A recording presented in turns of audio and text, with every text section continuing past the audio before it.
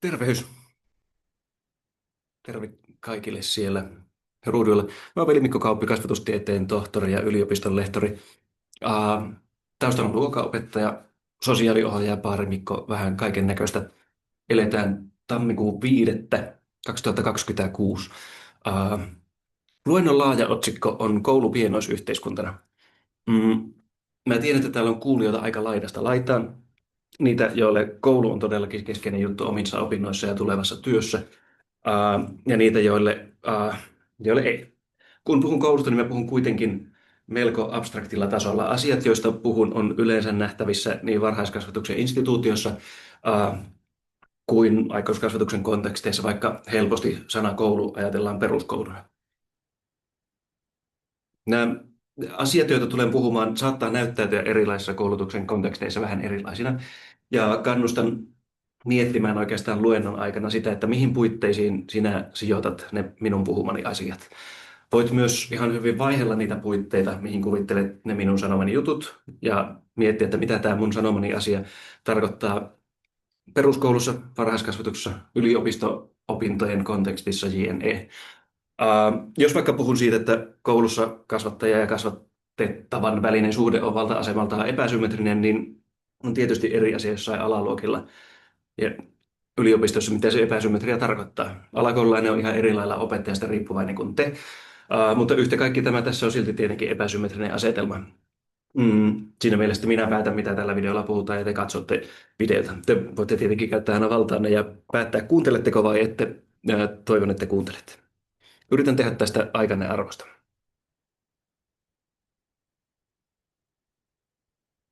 Yes. Tässäpä tiiviisti luennon tavoite ja sisältö. Pohtia koulun ja yhteiskunnan suhdetta ja lyhyesti vähän siitä, että miten yhteiskunnallista asioista neuvotellaan koulussa. Ja sitten mennä siihen, että miksi yhteiskunnallisella ymmärryksellä on jotain käytännön merkitystä opettajalle, kasvattajalle ja kouluttajalle. Ja sitten pyrin jotenkin alleviivaamaan, että koulu on oma juttunsa, se ei ole pienoisyhteiskunta ja silti se on yhteiskunnan kuva. Ihan ensimmäisenä kuitenkin lämmittelynä pohdintatehtävä.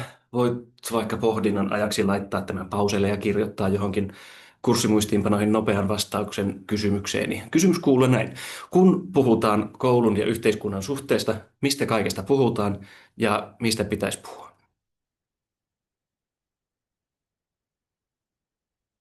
Ja koska te osaatte sen tauon pitää itse, niin minä jatkan ajatusta saman tien. Syy, miksi mä kysyn tätä kysymystä, on se, että mä aavistan vastausten olevan tosi monenlaisia. Toisinaan yhteiskunta nähdään lähinnä niin kuin muodollisena instituutioina, ja kun puhutaan vaikka että kun puhutaan ilmiöstä niin kuin yksinäisyys, niin asian yhteiskunnallinen puoli olisi se, että yksinäisyydestä koituu veronmaksajille kustannuksia, ja siksi yksinäisyyteen pitää yhteiskunnallisesta näkökulmasta puuttua. No, onhan se näinkin, mutta ehkä vähän se yhteiskunnan on jotakin muutakin. Esimerkiksi se, että yhteiskunta voi rakenteillaan ja käytännöillään aiheuttaa yksinäisyyttä ja sitä kautta kärsimystä, miksi meidän pitäisi tehdä jotakin yhdessä. Mutta joo, se lämmittelystä. Mennään ensimmäiseen luennon aiheista, eli koulu ja yhteiskunnan suhteeseen.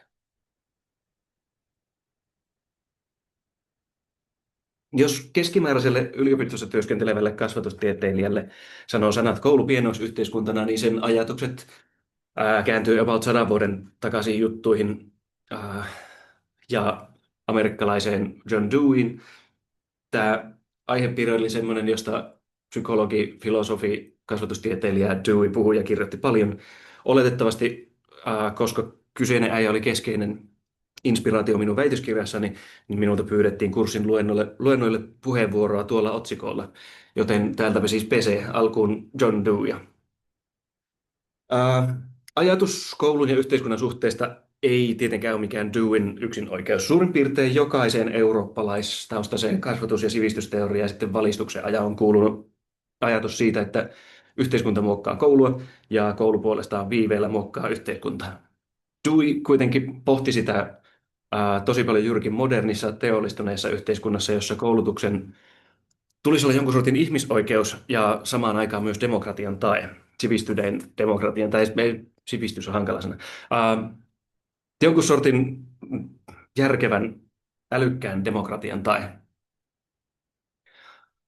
Dewin koulu ja yhteiskunta, joka oli yhden sortin bestseller ja sitten klassikko vuodelta 1899, keskittyy monilta osin oman aikansa konkreettisiin kasvatuskysymyksiin. Uh, mutta teoksen alussa Dewey esittää tiivistetysti näkemyksensä kasvatuksen yhteiskuntasuhteista. Sitten seuraa suora lainaus. Uh, Kaikki, minkä yhteiskunta on itselleen saavuttanut, tarjotaan koulun kautta sen tulevien jäsenten käyttöön. Yhteiskunta pyrkii toteuttamaan kaikki tulevaa itseään koskevat paremmat aatoksensa näin avautuvien uusien mahdollisuuksien kautta. Lainaus loppu. Koulu on siis se yhteiskunnan instituutio, jolla näin ollaan ajateltu voitavan tehdä. Tai se koulu on edelleenkin se instituutio, jolla yhteiskunta pystyy unelmoimaan tässä hetkessä paremmasta tulevasta itsestään. Ja tämä haaveilu on ihan aiheellista koulua ajatellessa. Mikä muu taho sen haaveilun laittaisi oikeastaan toteen tai loisi edes pohjaa niiden haaveiden toteutumiselle? No joo, ajatuksena simppeli ostettava, sen eteenpäin vieminen on tietenkin sitten menee aina monimutkaiseksi. No joo, edelleenkin Deweyn mukaan, jos lapsille ja nuorille taataan riittävät fyysiset ja sosiaaliset resurssit vapauttaa heidän älyllinen potentiaalinsa yhteisöllisen kokeilullisen toiminnan kautta, heistä kehittyy yksilöitä ja yhteisöjen jäseniä, jotka kykenee kehittämään omia tulevia yhteisöjä niin, että ne kykenee vastaan tulevaisuuden vielä toistaiseksi piilotettuihin haasteisiin. Paino on tulevassa tuntemattomassa, johon meillä ei yksinkertaisesti voi olla lapsille ja nuorille täysin valmiita ratkaisuja annettavana. Olennaista on se, että ihmiset oppii yhdessä selvittämään asioita, ei niinkään se, että ihmiset oppii koulussa mahdollisimman paljon sisältöjä. Kärjistetysti sanoen yhteiskuntana me ei päästä mihinkään, jos meillä on ihmisiä, jotka tietää hirveänä asioita, mutta jotka ei kykene kestämään tilannetta, jossa vastauksia ei heti ole, tai tekemään yhteistyötä toistensa kanssa selvittääkseen asioita. Tämä on Deweyn koulu- ja yhteiskuntateoksen ehkä keskeisimpiä pointteja. Me ei pystytä antaa valmiita vastauksia, meidän pitää opettaa ihmisiä sietämään epävarmuutta ja selvittämään, mitä pitäisi tehdä. No joo. Oppiainesisällöissä, jos me ajatellaan jotain peruskoulua. Oppiainesisällöissä voi olla, että opettaja tietää kaikki opiskeltavat asiat ja vastaukset niihin, mutta niiden ulkopuolisessa maailmassa näin ei ole. Mitä meidän pitäisi yhteiskuntana tehdä, millaisia lakeja meidän pitäisi laatia, miten käyttäytyä toisia kohtaan, mihin käyttää yhteisiä rahoja, mihin ei käyttää yhteisiä rahoja. Nämä on kysymyksiä, joihin ei, me emme löydä niihin yhtä ainoa oikeaa vastausta.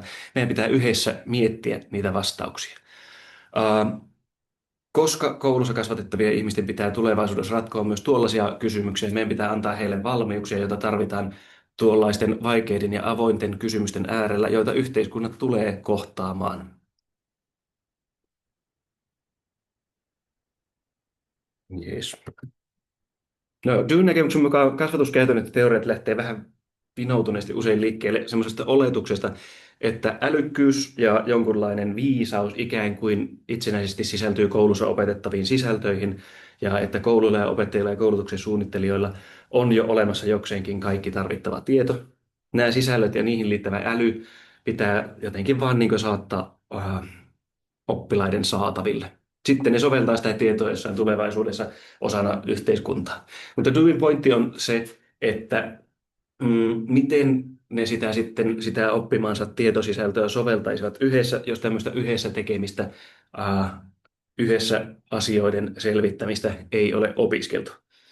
Ja niinpä hänen mukaan sitä pitäisi alkaa harjoitella koulussa, tässä ja nyt kaikissa kasvatusinstituutioissa, eikä olettaa, että sitten joskus osataan harjoittelematta soveltaa yhtäkkiä kaikenlaista yhteisen tiedon ja päätöksen muodostamisen toimintamallia. Joo, pointti ei ole minusta tuulesta teemattu tänä päivänäkään, vaikka se on vähän eri kontekstissa esitetty. Otetaan esimerkki. Äh, Kasvatustieteiden yliopisto-opinnot esimerkiksi sisältävät paljon ryhmätyöskentelyä, mutta kuinka paljon ryhmissä toimimista on opetettu teidän edeltävissä opinnoissa?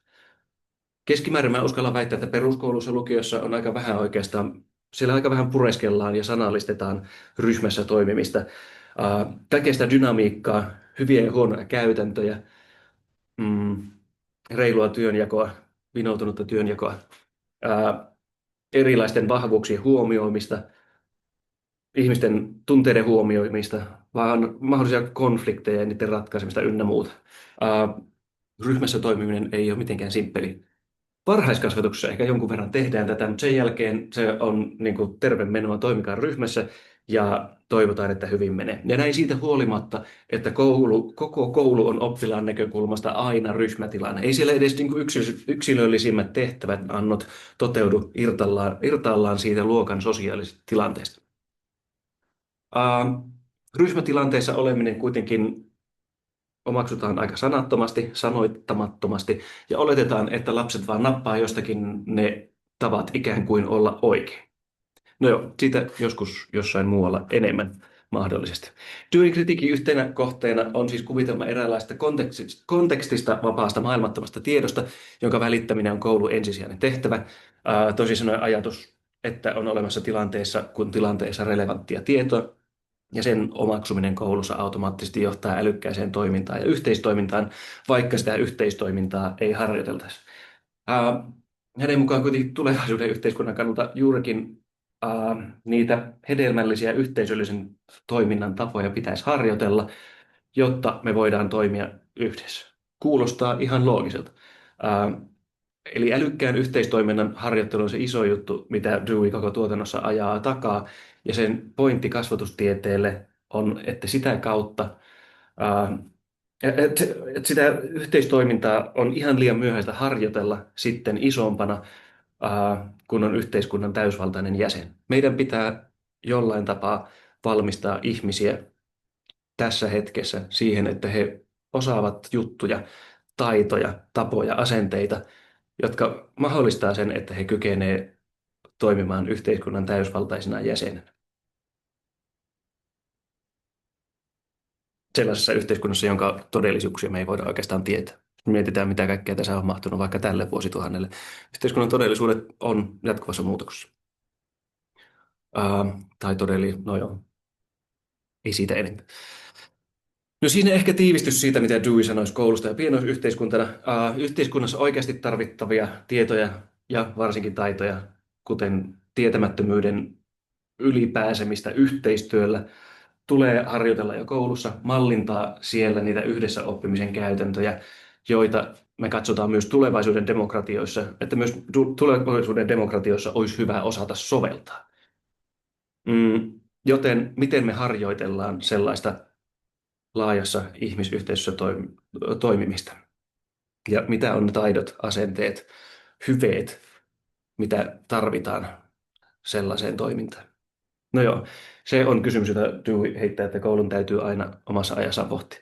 Tästä on reilu 100 vuoden aikana vedetty myös aika yksioikoisia tulkintoja. Yhtenä esimerkkinä on vaikka oppilaskuntatoiminta, että oppilaat oppii demokraattisiksi, kun niillä on mm, vaikkapa joku vaaleilla valittu oppilaskunta, joka sitten päättää joistakin oppilaita koskevista asioista. Älkää käsittäkö väärin. Oppilaskuntatoiminta on minusta toki hieno juttu. Aikanaan varmasti askel oikeaan suuntaan, mutta totuus on toki se, että oppilaskunta ei käytä todellisuudessa kovin suurta valtaa ja kyse on aika monesti jonkinlaista pseudodemokratiasta tai demokratian larppaamisesta. Jäljitellään demokraattisen yhteiskunnan prosesseja. Voi siinäkin oppia jotain, mutta ehkä siis huomaamme, että eihän valtiotasollakaan tervettä demokratiaa tai älykästä yhteistoimintaa takaa vielä se, että maassa järjestetään vaalit, joilla valitaan johtaja. Ehkä demokratia pitää sisällään aika paljon sellaisia juttuja, joihin oppilaskuntatoiminnalla ei vielä ihan päästä. Mutta hyvä yksi askel, ehkä ihan oikeaan suuntaan. No joo, toinen vähän suoraviivainen ajatuskulku koulusta pienoisyhteiskuntana on ollut se, että vaikkapa työelämä ja yrittäjyystaidot pitää nostaa keskiöön koulussa, jotta siellä voidaan valmistautua tulevaisuuteen. Mutta onko tulevaisuuden kannalta olennaista vain työelämä, yritys- ja elinkeinoelämä? Entä vaikkapa toisista huolehtiminen? Kukaan ei ole ehdottanut vanhusten hoivaa keskeiseksi sisällöksi kouluun Suomessa, ymmärtääkseni, jotta jotta koulu voisi paremmin vastata tulevaisuuden yhteiskunnallisiin haasteisiin, vaikka taatusti siinä on yksi tulevaisuuden yhteiskunnan todellinen haaste. Moni ajatus koulusta imitoimassa muuta yhteiskuntaa kaatuu siis jo siihen, että se kuva, jota imitoidaan, jää helposti turhan suppeaksi. Ja toisaalta ää, siinä, että millaista yhteiskuntaa tai mitä sen osa-aluetta koulussa pitäisi jäljitellä, näkyy ehkä aika selkeästi yhteiskunnat valtasuhteet. Kenen toivomaa yhteiskuntaa pitää mallintaa koulussa. Yhteiskunta on kuitenkin melkoisen monimutkainen juttu. Siellä on kaiken näköistä. Siellä on ihmisiä, joilla on ääntä enemmän ja niitä, joita vaiennetaan enemmän. Joo, menee monimutkaiseksi. Noin niin kuin kasvatuksen käytännön kautta. Miten me valmistetaan oikeasti ihmisiä toimimaan tilanteissa, jossa ei ole varmoja vastauksia ja pitää yhdessä miettiä, miten tästä nyt jotenkin selvitä. No joo, edetään hieman siihen, miten yhteiskunta näkyy koulussa, tai miten yhteiskunnallisia asioita koulussa käsitellään ja miten niistä neuvotellaan koulun kontekstissa. Demokraattisen kasvatuksen ja demokratiakasvatuksen viitekehyksessä on tartuttu melko vakavasti tuohon Dewin ja muiden esiin nostamaan seikkaan, että demokratiassa toimimisen harjoittelun tulisi olla koulussa keskeisessä asemassa. Demokratiakasvatus ei ole oma oppiaineensa, mutta esimerkiksi perusopetuksen opetussuunnitelman perusteissa Suomessa sillä on niin merkittävä rooli, että sen pitäisi olla jonkun sortin läpileikkaavana teemana mukana peruskoulun arjessa koko ajan. Ja sama pätee varhaiskasvatuksesta korkeakouluihin. Mm. No joo. Esimerkiksi deliberatiivinen demokratiakasvatus, älkää välittäkö vaikeista termeistä. Yksi esimerkki demokratiakasvatuksen eri koulukunnista. Deliberatiivinen demokratiakasvatus on kiitettävästi tehnyt teoreettista ja käytännöllistä työtä sen eteen, että koulu olisi oikeasti se foorumi, jossa keskustellaan yhteiskunnallisista asioista ja opetellaan siinä keskustelussa tarvittavia taitoja ja hyveitä, kuten toisten kuuntelemista, pyrkimistä toisten ymmärtämiseen ynnä muuta. Mm.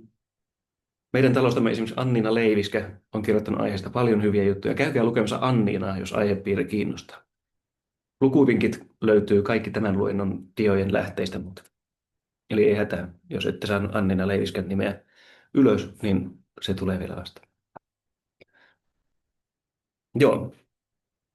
Sitten tulee myös toista näkökulmaa yhteisistä asioista keskustelemiseen ja sen opetteluun. Niin paljon kuin yhteisistä asioista keskustelemisen opettelemisella koulussa voidaankin saada aikaan, ja korostan, että mä en ole tässä esimerkiksi Anniinan kanssa eri linjoilla, niin on pakko ikäväkseni kuitenkin todeta, että asia on kaikkea muuta kuin suoraviivainen. Parhaan mahdollisen keskustelun idean kehittely ei välttämättä auta kasvatustodellisuudessa, joka ei ole paras mahdollinen. Yhteiskunnan tosiasiat vaikeuttaa ideaaliteorioiden toteuttamista monin tavoin, ja esimerkiksi sellainen Linem Sanders totesi viime vuosisadan puolella, että keskustelujen todellisuuksiin vuotaa väkisinkin sellaiset yhteiskunnalliset hankaluudet, kuten se, kenellä on valmiuksia puhua, ketä kuunnellaan yleensäkin, kuka uskaltaa puhua ja niin edespäin. Esimerkiksi avoimen rasistisessa ympäristössä rasismin kohteella ei ole asiallisesti hyviä mahdollisuuksia osallistua keskusteluun aiheesta ilman todellista uhkaa itselleen, eikä tuo ympäristö ole luultavasti myöskään vastaanottavainen hänen kokemuksilleen ja näkemyksilleen. Päästään siis yhden munakana-ongelman äärelle.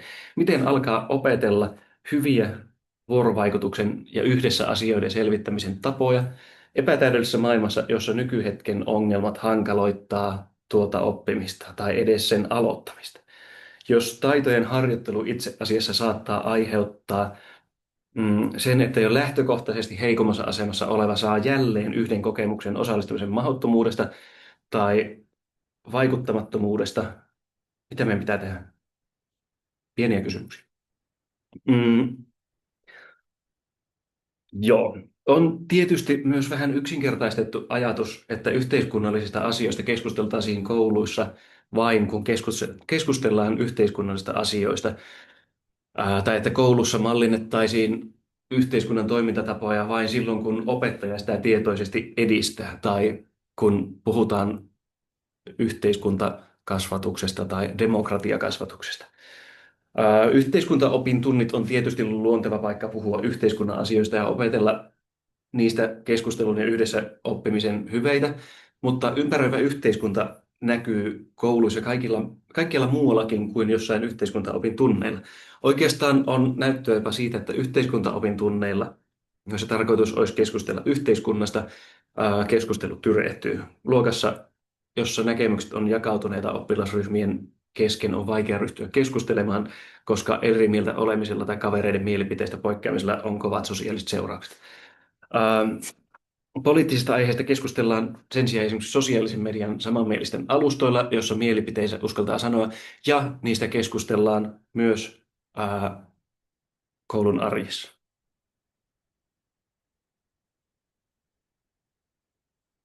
Eli siis yhteiskunnallisista asioista käydään koulun arjessa jatkuvia neuvotteluita. Mä nostan tähän vain yhden esimerkin ja lukuvinkin kriittisen kiusaamistutkimuksen puolelta. Anne-Mari Väisänen ja Maija Lanas sai pari vuotta sitten Kasvatuslehden parhaan artikkelin palkkion tekstillään Dekontekstualisaatio kiusaamiskirjallisuudessa, jota ei kannata sitäkään säikähtää, vaikka siinä on todella pitkä sana otsikossa, sellainen, jota on ihan mahdoton oikeasti kirjoittaa kerralla oikein. Dekontekstualisaatio. Se tarkoittaa sitä, kun joku asia otetaan tarkasteluun ilman sen keskeisiä konteksteja, eli kontekst, irrotetaan konteksteista. Mm, irrotetaan joku asia siitä ympäristöstä, joka vaikuttaa siihen asiaan. Anne-Mari ja Maija tutkivat kiusaamista koskevaa asiantuntijakirjallisuutta ja toteaa tällaisen mielenkiintoisen jutun, pitkä lainaus. Kiusaamiskirjallisuudessa konteksteista puhutaan kiusaamisen syntypaikkana, tapahtumapaikkana tai ratkaisupaikkana. Syntypaikaksi määrittyy tyypillisesti koti ja tapahtuma sekä ratkaisupaikaksi koulu. Kiinnostavaa on, että vaikka yhteiskunnasta kontekstina puhutaan aineistossa melko paljon, jää puhe yksittäisten erilaisten mainintojen tasolle, eikä yhteiskunnalla ole roolia kiusaamisen syntymisessä, tapahtumisessa tai ratkaisussa, vaan se näyttää olevan erillinen konteksti tulevaisuudessa, jossa kiusaamisen hinta maksetaan. He hoksauttaa sitten kuitenkin, lainaus jatkuu myöhempänä, koulussa ilmenevien vertaissuhteiden haasteet vääjäämättä nivoutuvat laajempiin yhteiskunnallisiin haasteisiin, kuten rasismiin, seksuaaliseen epätasa-arvoon, sukupuoliseen häirintään, heteronormatiivisuuteen, taloudelliseen tai maantieteelliseen epätasa-arvoon. Kiusaamisdiskurssi ei kuitenkaan tyypillisesti tunnista tätä asiaa.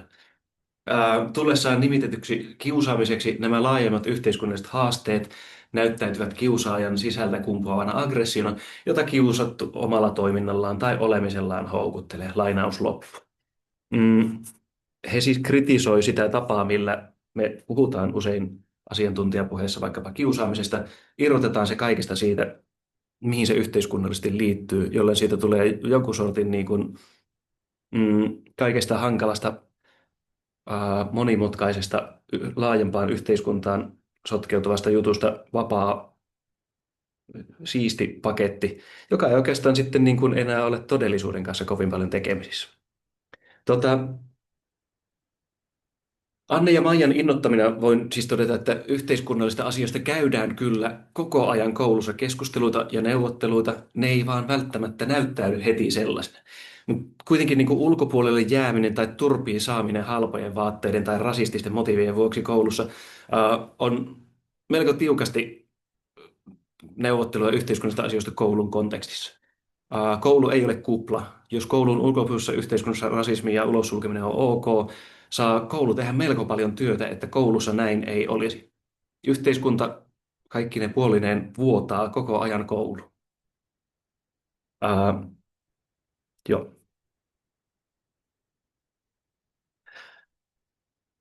Yhteiskunta näkyy siis koulussa koko ajan. Kiusaamisen laajemmat taustatekijät vain yhtenä esimerkkinä. Voitte kuvitella itse lisää esimerkkejä. Mutta koulu ei voi ehkä olla kuin pienoisyhteiskunta imitoiden yhteiskunnan piirteitä, jos ja kun meillä on itse asiassa tavoitteena koulun kautta yhteiskunta, joka on jotenkin vähän parempi kuin tämä meidän nykyinen hankaluuksineen ja ongelminen huonoine toimintatapoineen. Eli siis jos me ajatellaan, että yhteiskunnassa vaikka väkivalta olisi lisääntynyt, niin koulu ei voi olla yhteiskunnan kuva siinä mielessä, että hei, lisätään väkivaltaa kouluun.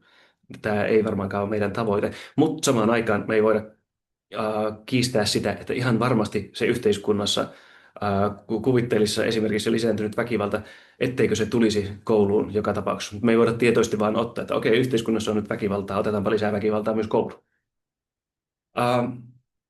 Mennään hetkeksi takaisin siihen Dewin klassikokirjan alun juhlavaan toteamukseen. Entä jos myös kaikki se paha, mitä yhteiskunta on saanut aikaan, tulee mahdollisesti tavalla tai toisella annetuksi koulun kautta eteenpäin? Ja miksi ei tulisi?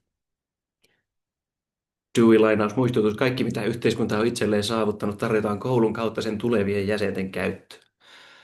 Myös kaikki se kuona ja painolasti, mitä siinä sivussa on syntynyt. Jos yhteiskunta pyrkii toteuttamaan kaikki tulevaa itseään koskevat paremmat aatoksensa näin avautuvien mahdollisuuksien kautta, niin pitää tehdä aika paljon työtä, että koulutus välittää juurikin ne yhteiskunnan parhaat aatokset itsestään edespäin, eikä vain kaikkea sitä kuonaa, mitä on yhteiskunnassa syntynyt.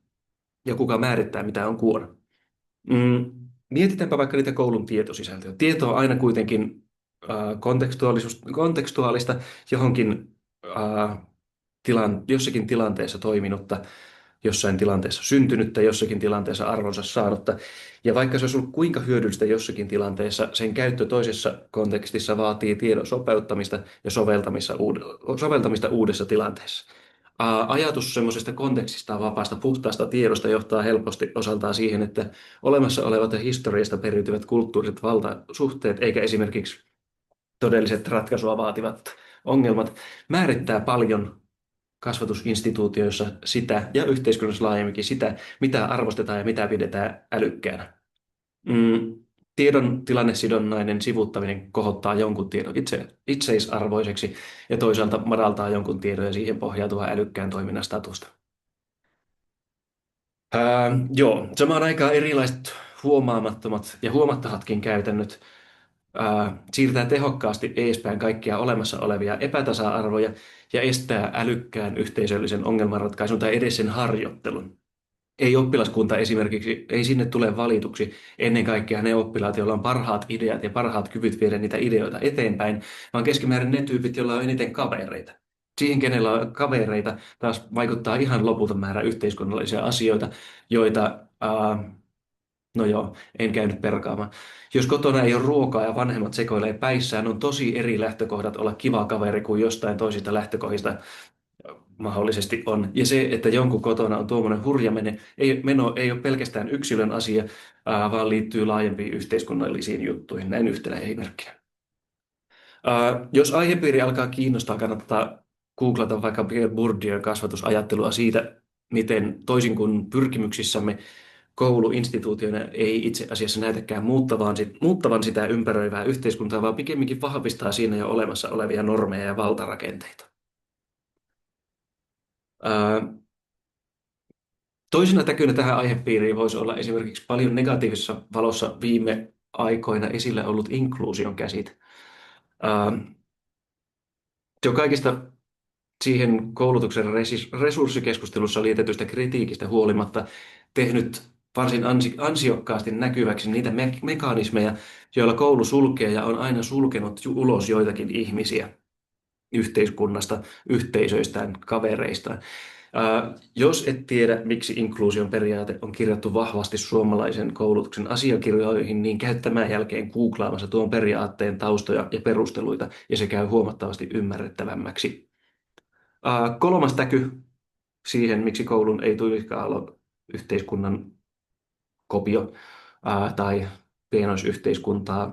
pienoisyhteiskunta, sukupuolirooleja ja niiden välittämistä kasvatuksessa on tutkittu mukavasti ja on aivan ilmeistä, että kovin yksioikoisia malleja toistava koulu ei kykene aivan kauheasti toteuttamaan niitä yhteiskunnan parempia haaveita itsestään.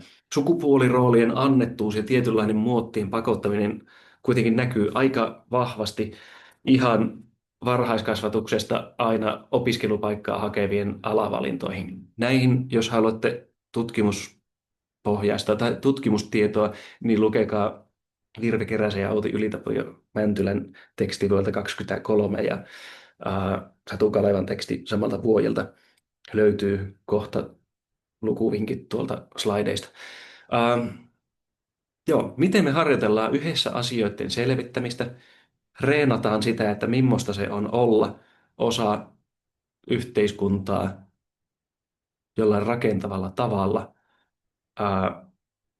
ja miten me mahdollisimman vähän siirretään kaikkea yhteiskunnan huomaamatonta ja tahatontakin kuonaa eteenpäin omalla toiminnalla.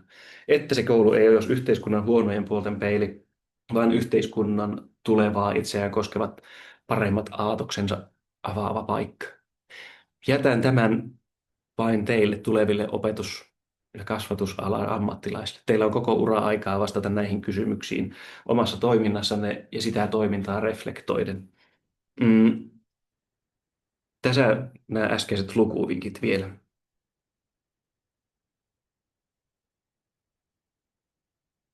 Löydätte ne toki luentoslaideilla myös.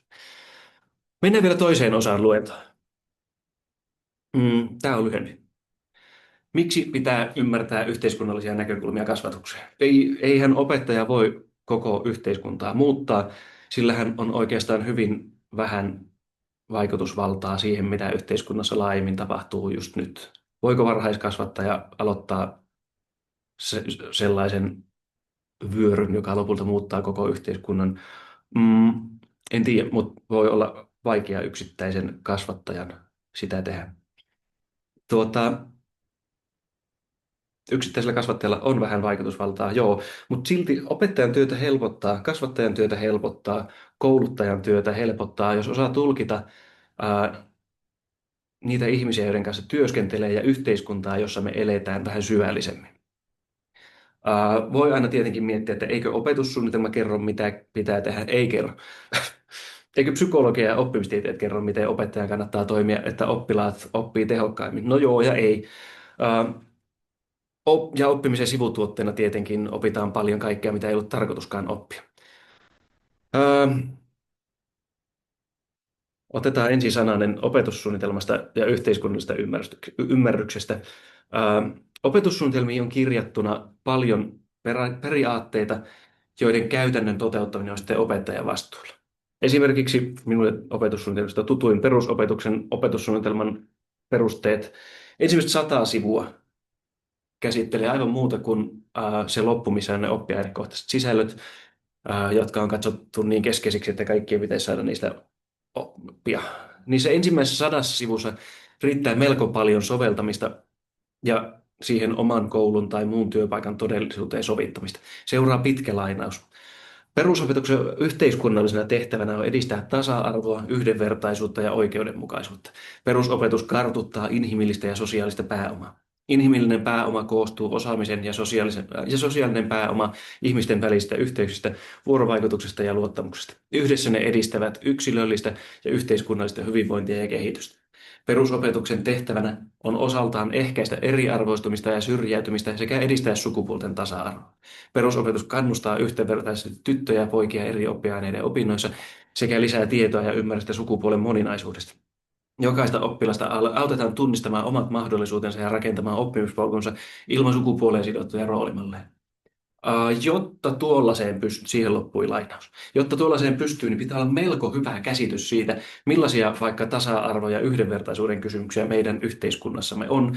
Ei riitä, että minä en tietoisesti syrji ja että minä keskityn näihin oppiainesisältöihin. Pitää olla aika hyvä ymmärrys siitä, miksi joku jää yhteiskunnallisesti syrjään, miksi joku jää koulussa sivuun, tai siitä, mitkä toimintatavat ja käytännöt laittaa kenetkin milloinkin huonompaan asemaan muihin nähden.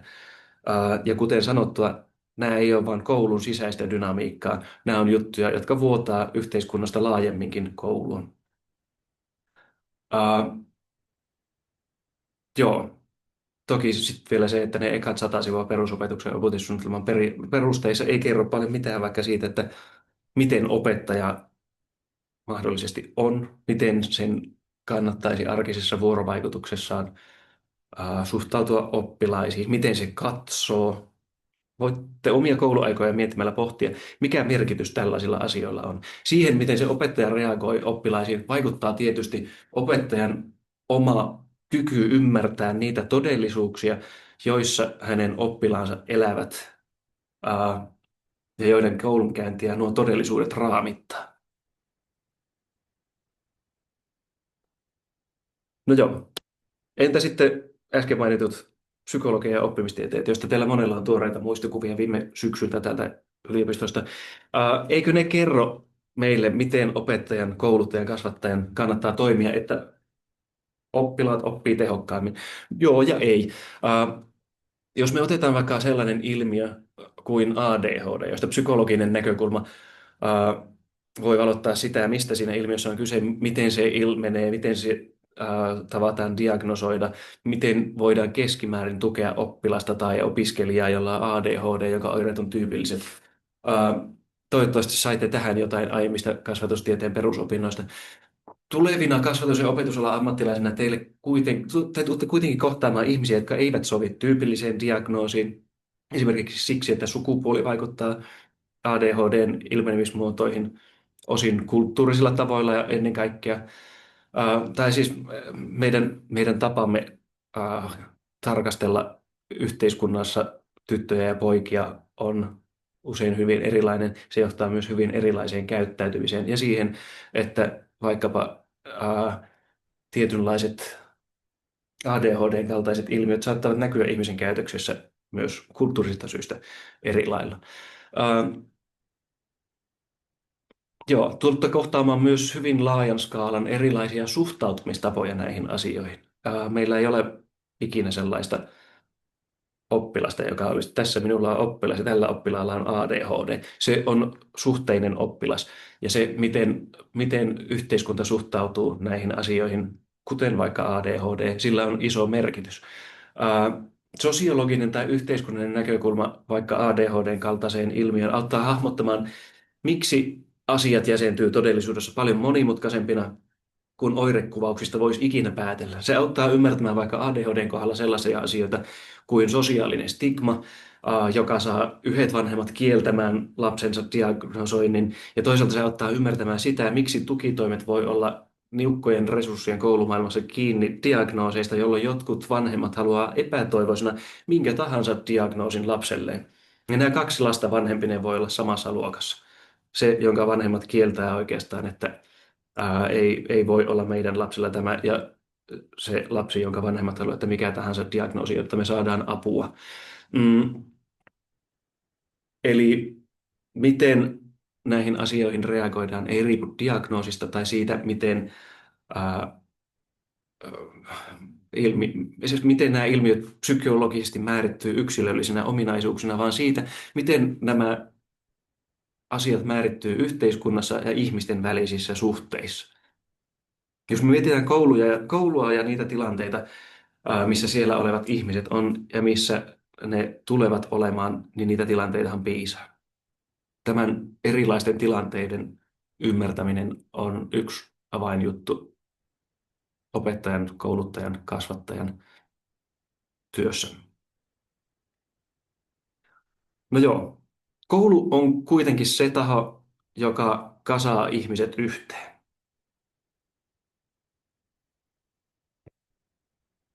Otetaan vielä slaidit ajan tasalle. Anteeksi tämä.